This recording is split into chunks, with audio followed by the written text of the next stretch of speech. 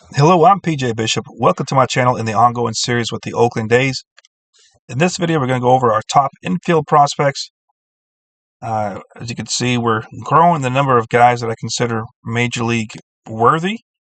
Doesn't mean they all will hit the majors. It just means that they have enough going for them to possibly be major league worthy.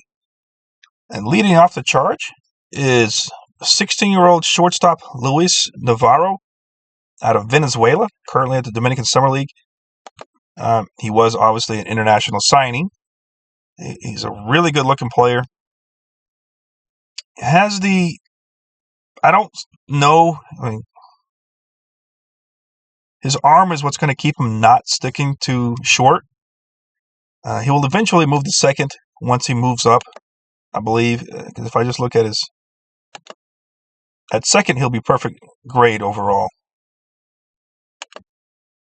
But right now, it's shortstop. Because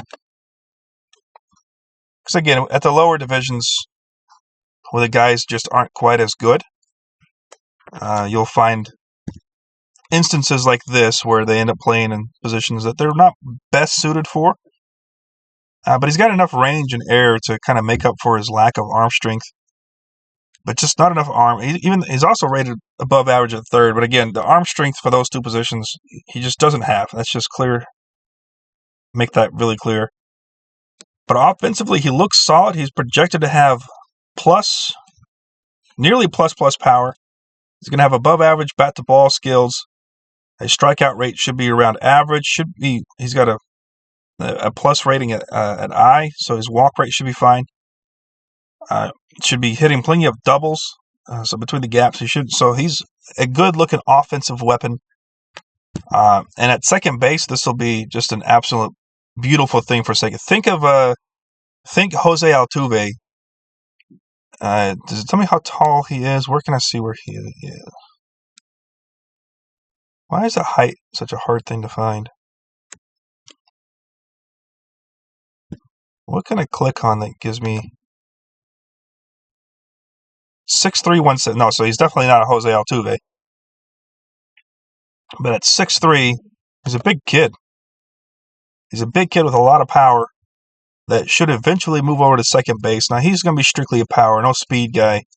Not very good on the base pass. Could that change? Maybe, but not by much, I imagine. But he looks good. We'll see what he does in the Summer League. Like I said, I call everybody up early. I don't wait around until they're 18. I let them hit the ground running, and if they perform well, they do. If they don't, they will eventually. They're good enough. But his future home is second base, and looks like he'll be an excellent second baseman and an excellent bat in my lineup for years to come, if we can ever get him there. Next is 19-year-old Jack Lyons, second baseman currently at the Arizona Complex. Last year's 13th round pick. Solid-looking player. Definitely second base full-time so far. It's a perfect position for him. He's not going to be the greatest guy there, but he's above average. He's average on the base paths, and he looks like he's going to be average to above average offensively. Now, of course, his problem is going to be that kid that we just saw at the Dominican Summer League, who's going to be chasing him his entire career and probably keeping him from being a full-time player. So guys like Jack Lyons, if he doesn't perform, if that guy develops the way he should, guys like Jack Lyons will eventually become tradable, and you just bring in more prospects, and you just kind of refresh your system with younger guys and try to see if you can find something different at a different position. But doesn't mean I'm going to stop drafting guys and signing guys at the same positions, because prospects are a crapshoot. You just don't know who's going to hit. And with obviously TCR being so random and making its own decisions on who's going to be good and who's not, your 20th round pick could be your best player. Your first round pick could end up being your worst player. It almost seems like scouting doesn't matter. How much money you spend on guys development-wise doesn't matter. You have the best coaches, doesn't matter. TCR, baby. TCR. But he looks solid. I can't really complain. Next on the list is 23-year-old Brendan Malone out of AAA Las Vegas. So he's currently playing nearly big boy baseball. Again, a solid defender at second base. That's going to be his full-time role. But even in the majors, it'll be difficult for him to carve out a role because I already have a second baseman that looks like he should be doing really well. And I like him better offensively. Doesn't mean that he can't come in later this year because he might struggle and I might send him down. I might call him up instead. So Brendan might come up, Darryl might come down. That's how it works sometimes.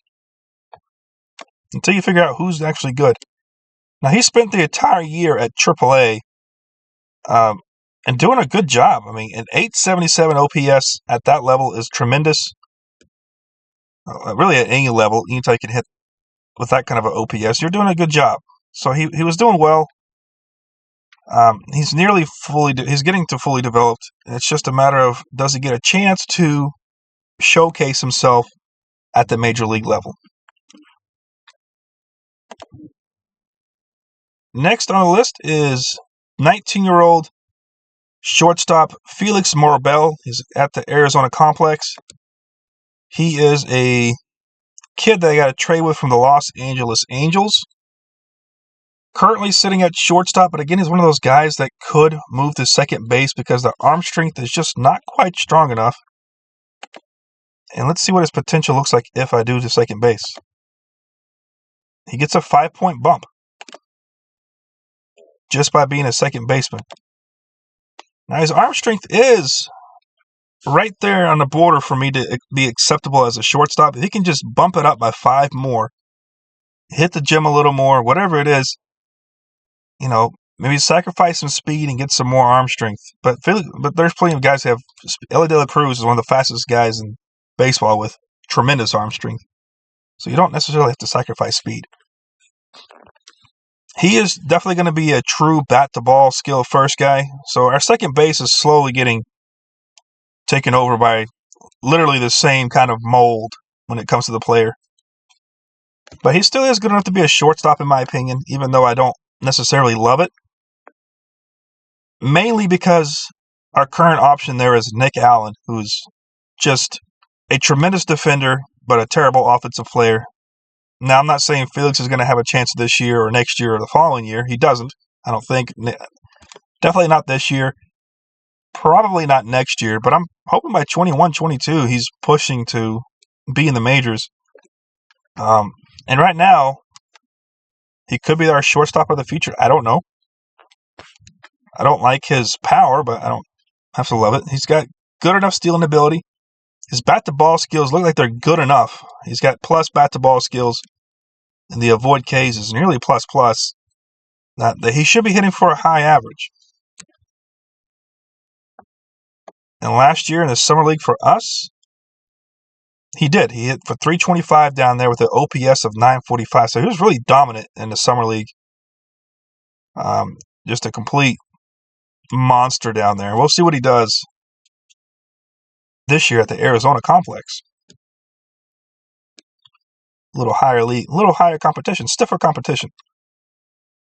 Next on the list is 22-year-old shortstop Max Muncy out of AA Midland. I'll say a fringe shortstop. Again, another one of those guys is probably going to end up being. So I have a ton of second basemen, as you can see here. He's also a fringe third. He can play first, of course. I don't know if his power could play at first. Looks like he's a good left fielder. So he's worst case scenario for him. He's got enough positions under his belt that we could find him a starting role somewhere. Because it looks like he could be a really valuable asset. He's got worst case scenario. He's a super utility. He's got base running, stealing ability. He should be able to steal bases. Not the fastest guy, not the most aggressive, but a capable player of stealing bases. He's got above average contact, above average power. The avoid K, so the strikeouts will always be his issue as it's below average. But he looks like a solid player who can hit for power and average and even swipe bags. So a 2020 capable player, possibly, who's able to play a plethora of positions. He could play any infield position and play left field. So, yeah, strictly left field. So it doesn't look bad. Started off at low A where he was just on fire. He slowed down at high A. Just looked fairly average there for the entirety of the season. But he's at double A now because his ratings suggest that he should be successful here. That's why I moved him up, even though he was average down here. All his tools say he should be. I mean, if I look at double A, he should be able to compete here. I think at high A, he was just, nothing to prove there anymore. There's no point keeping him there. Next on the list is 17-year-old first baseman David Muñez out of Dominican Republic, currently playing for our summer league. He was an international signing. So not all international signings have to be 70, 80, 80, 80. I like to get the expensive guys if I can. I don't get into bidding wars. As soon as they say, hey, blah, blah, blah, offer me a better contract, I just go, okay, good luck with them, and I'll go get somebody else. And that's what I do. I would rather splash my cash around. Because, again, with the TCR being so random, I would rather have it try to figure out how to make 8 guys good rather than try to figure out how to make 1 guy good. Because that seems to be the best way of doing it. Just get a bunch of guys and hope the TCR goes in your favor. But he's still a good player. He's got above average. He's got plus contact, above average power. The eye is average, above average K rate. So he looks like he could be a good player, although not highly scouted. So we'll find out how accurate all that is. And he's about to play his first full season, or not full season, but pro ball at first. He's got the terrible ratings defensively, although it looks like he'd be a better outfielder. He could be a better outfielder, but he's just not good enough with the guys we already have down there. He's got the power to still play first. He has power to play first. So he could stick there. Not a very good first baseman, but really not good anywhere. Potentially a DH down the road. Next on the list is 23-year-old Tyler Solarstrom, currently at AAA Las Vegas. A first baseman who could be a terrible catcher if we needed him. His calling card is his power. That is what's going to carry him, is that big, giant, heavy bat of his. If he can figure out how to use that, and what I mean by is respectable strikeout rate, respectable average. As you can see, even in the spring training, he did very well. That 250 is what I look for. With a guy with his power, if he can hit 250, and obviously if you slug 600, fantastic. But yeah, 250 is the kind of average I expect with a guy like him, because that power is just disgusting. Not going to get on base a lot, because it's actually surprising with his power. He's got a really bad walk rate. He actually has a better strikeout rate than the walk rate, which is interesting. It's an interesting mix. Now, he's almost there. Last year, he played for Double A all season. It took him pretty much the entire year to finally, I think toward the end of the year, he finally found himself and was starting to hit well. Ended up hitting with an 831 OPS. The average was low. I think his average is always going to be something like this. And his slugging should always be, I think his slugging will be around 500 for his entire career. I mean, he hit 36 home runs. The dude is a legit power guy. He's got legit power. 36 home runs is amazing. Didn't steal a single base, which I don't expect. So we'll see what we got going here. Could he be a catcher for us? I would rather not, with such a terrible rating at catcher. But he's got the true power that you would think you would love to have at first base, and he's left-handed. A left-handed first baseman is just beautiful. So this right now, he could be our first baseman of the future, very near future. Although we do have a good one there currently, so it's the first base position is quite a little jumbled up position there.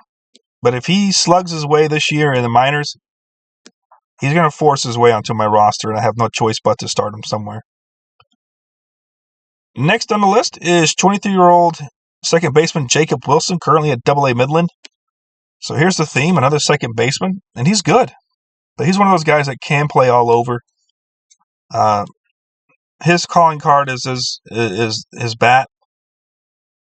But on the opposite end of Solar Storm, he's going to be a guy that should hit for high average. He's got nearly perfect grade avoid K. He's got a really high, nearly plus bat-to-ball skills. Currently ranked number 68 as a prospect. He can steal bases. He can play multiple positions at a decent to high level. Average hovers around below to 60 when it comes to these defensive ratings. But he's got multiple positions to slide into. And how did he perform? Last year he performed, I believe, well.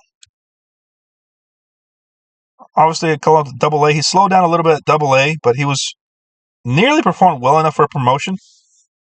I would like to see a little better performance out of him, especially on the average department, since that is his calling card.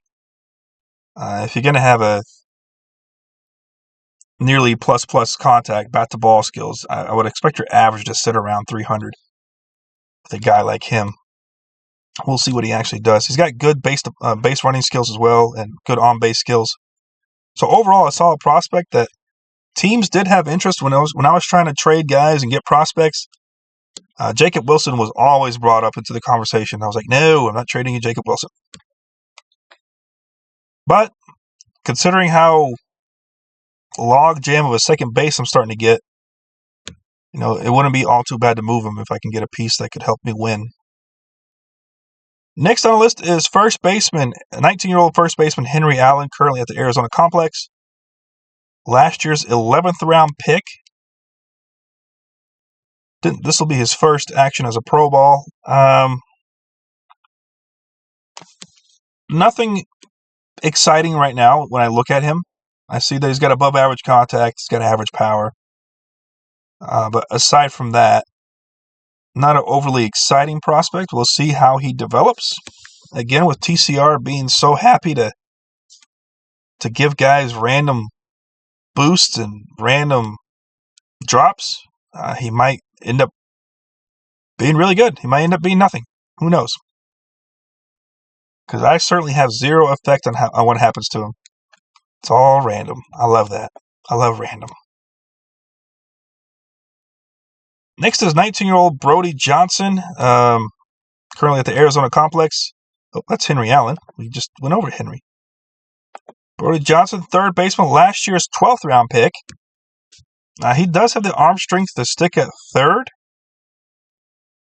although he's not a particularly powerful bat, and he can't steal bases, so I don't know if he'll stick to third all his life. Although it looks like that's his only position. He's not an overly exciting prospect, a very average-looking guy. Borderline making it to the majors. I think he'll make it to AAA and then kind of sit there, and could sit there for his entire life. Maybe get called up, be one of those Brett Harris guys, get called up later on in his career. I don't know. But not someone that I'm overly excited about. Especially now that I have Zach Geloff playing third. And to me, he's an exciting player because of his ability to steal almost 100 bases a year and still have enough pop to hit 20 home runs.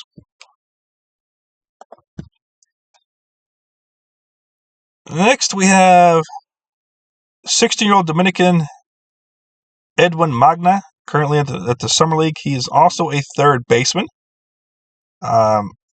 Who has better power than Brody Johnson. He was an international free agent signing. Not an exciting one. He's only 45 graded potential, but he's got average contact, above average power. The K rate's above average. The I's a little low. So again, one of those guys where you see his power, where he's more of a power guy that still, for some reason, doesn't walk very high. Usually those guys walk a lot because pitchers tend to avoid throwing good stuff to them, and kind of inflates their walk rate. They tend to strike out more, but again, he's kind of the opposite of that. He's got the arm strength to play at third base pretty much all the way up through the minors. So I imagine he should reach that potential fairly quickly. And he's got good enough power to stick there. Is it great? No. But it's a start, and it could improve. Then we have 23-year-old first baseman Darren McDowell out of Arizona Complex. He is an 8th round pick who is strictly first base, judging by his defensive ratings. Possible future DH guy. Already old. So for me, with him, it's now or never. He did play for us last year in the playoffs, as you could see. And in that small sample size, he was absolutely dominant. Now, will that carry over to regular season? I don't know. But that small sample size suggests that he's capable of holding his own against everybody. With his above-average power, average contact, everything's kind of hovering around average. The avoid K is a little low, which is what you expect with power guys. His downfall is going to be his lack of anything else. So if this isn't absolutely amazing, this will hold him back. The on-base skills and the defensive ratings. Then we have 23-year-old first baseman Will Simpson out of High A Lansing. Again, nothing overly exciting about this fella. He looks average all around. At least he can steal some bases. Last year at High A, he did struggle. He was dominant at Low A, earned himself a promotion. Looks like he earned himself a midsummer promotion, and then kind of slowed down at High A. Didn't even start in all his games, actually. Started 20, played in 30, and struggled. He was definitely trying to find himself down there. He wasn't quite the year he was hoping for, but that could change. It could change. He could end up being better this year and keep moving up the system. Up next is third baseman Javier Sanoja. He's out of Venezuela, currently playing for AA Midland. I like his random skill sets that he has combined here. He's got his bat to ball skills is what's going to get him to the pros or Major League Baseball if he can. He's got good on base skills. He's good enough defensively at multiple positions. So worst case scenario, super utility. And honestly, probably best case scenario, we got him in the trade from Miami as well. So this is a guy that we got in another trade. So I like trading guys that end up maybe possibly playing for me. I don't know if he'll make it to the majors or not, because he's not particularly great at third base. Right now, he's going to get blocked off by Zach Gelof. I don't imagine Zach Gelof playing so bad that he ends up losing his spot. So if anything, he comes in kind of to fill a void at injury. He still has to get past AA. Last year, he played at AA. Had average-looking results, so he's going to have to do better than that to earn a promotion to AAA, or just be head and shoulders better than his talent that I have to eventually promote him, but I doubt that's ever going to happen, because his max potential looks at 40 just for the majors. Next, we have third baseman TJ Schofield Sam, 23-year-old Canadian currently playing at Low A Stockton. Third base is not his conquer. He's one of those weird guys. I don't know where to put him. He's not good defensively. And, of course, in Low A ball, anytime you're in those low minors, guys are just playing all over the place, trying to figure out where their home might be in the future. Not a great prospect. He's got good avoid Ks and good eye, so it's something worth keeping an eye on for the future. I don't know if he'll ever come to fruition and do anything, but just somebody worth keeping an eye on. Played at Low A. Ended up getting. Looks like I did promote him to High A, but he struggled there and immediately sent back down to Low A. So we'll see if he can he can perform a little better and earn himself a role back up to high A. And last on our infield list is second baseman Yerbal Angelis, 22. Currently at AA Midland, 22-year-old Dominican. This doesn't look great, but he looks okay. His bat-to-ball skills, it's his power that really holds him back. Looks like he's got plus bat-to-ball skills. The avoid Ks is nearly plus. No power to speak of. Also doesn't walk. So, doesn't strike out much, but he's not going to walk at all. So he's one of those weird high average guys with an on-base percentage just like similar to your average. No slugging to speak of. Decent on the on-base path or on base. He can swipe bags and he's decent there. Defensively, he is fairly solid at second base. He could play first, but that would be quite a waste at first base, considering that he has no power to speak of whatsoever. He's one of those guys where it's just interesting to see what can he do. Last year at low A, he was dominant. He was dominant at high A. And then, of course, at double A, he kind of slowed down a little bit. But even then, he was still respectable at double A. Hit 276, on base 323, slugging was 388. Like I expected. It's going to slow down eventually because he's got no power to speak of. So we'll see what he does. I'm going to keep an eye on him and see if he can develop. So that's it for this video. In the next one, we're going to go over the outfielders and the catchers.